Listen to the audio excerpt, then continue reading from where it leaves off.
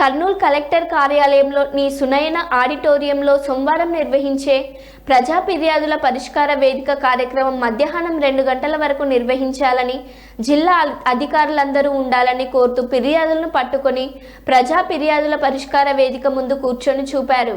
జిల్లా కేంద్రంతో పాటు జిల్లా నలుమూలల నుంచి సమస్యలను చేపట్టుకునేందుకు వస్తే అధికారులు ఎవరూ లేకపోవడంతో బాధాకరం అన్నారు.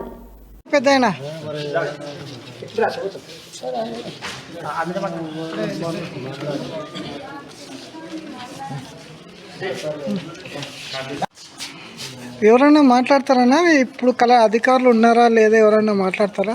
మీ అర్జీ ఎంతవరకు ఉంది? అలా ఏం మాట్లాడతారా? ఎవరైనా నువ్వు బాగా మాట్లాడినా ఇంకొకరు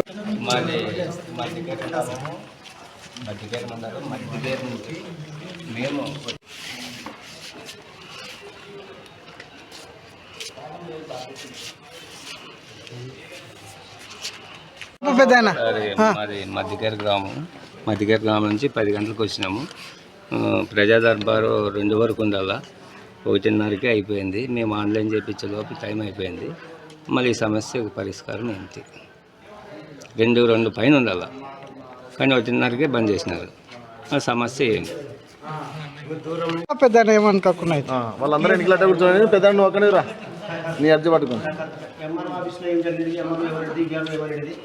అవన్నీ కాదు అక్కడ ఏమన్నా